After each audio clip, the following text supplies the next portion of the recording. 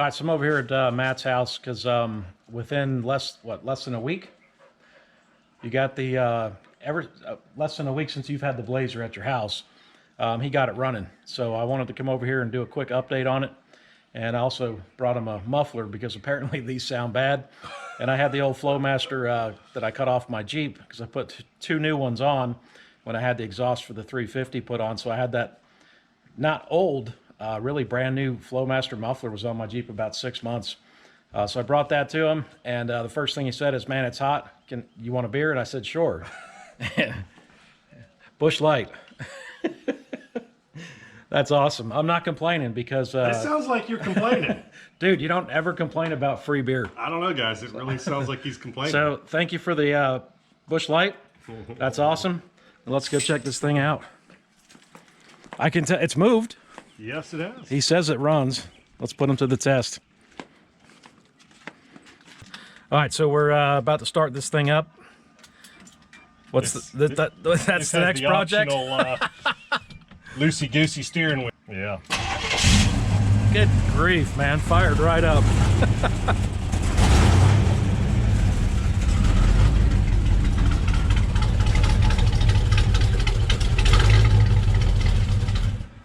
Actually doesn't sound that bad. Did you? The mufflers are literally blown out. Did you turn it off? Yeah.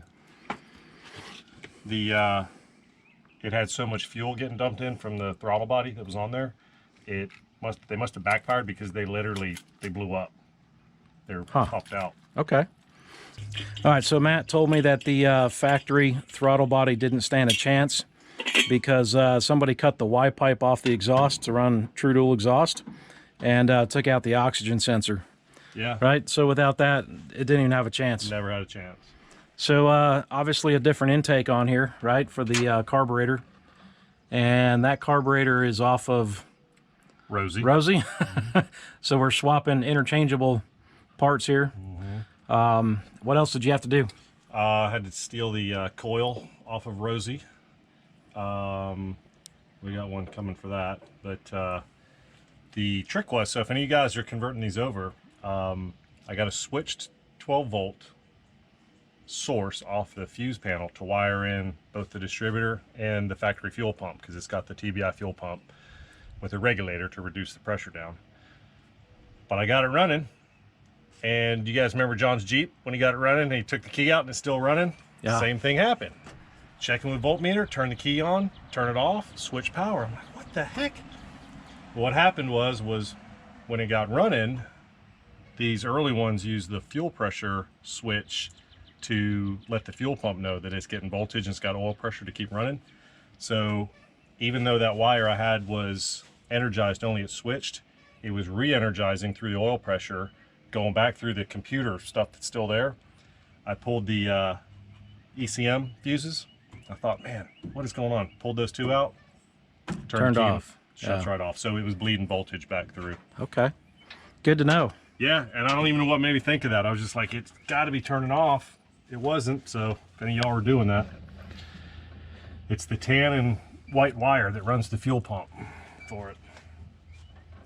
Okay. But yeah, so all we're going to do is change that growling, leaking power steering pump out.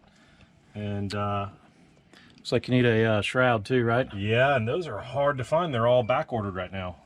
Two-piece shroud with AC.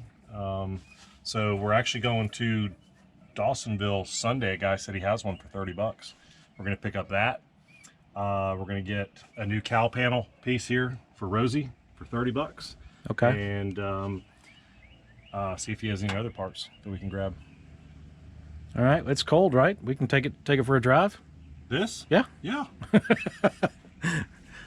AC doesn't work. I know how much you like AC.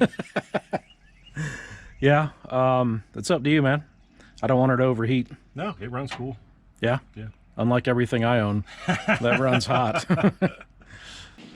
So I see you fixed your cracked window problem. Yep. You just knocked it all the way out. Yep. That's how we fix those, right? Mm-hmm. Is that the... That's the Ford power steering pump, bro. That's the power steering pump. All right, man. Sounds like a Ford. We're driving. He had to have this thing towed up here, and within a week, we're driving. Oh my God, that steering's bad. Left and right.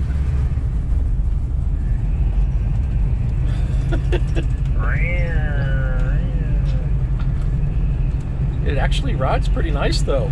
It does. It's not bad.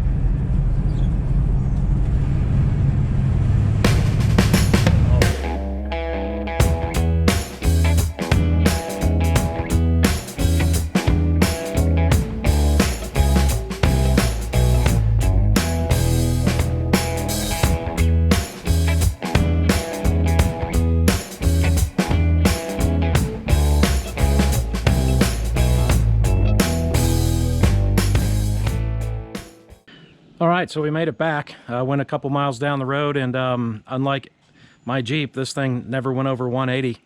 And I don't really understand that with no shroud, but it's got a clutch fan, so that might have been the reason for it. But you know, it really doesn't run that bad, Matt. I mean, it really is actually pretty nice for what he paid for it. So, you know, I think I mistakenly called this Matt's Blazer in the beginning. But this is his girlfriend Erin's Blazer, and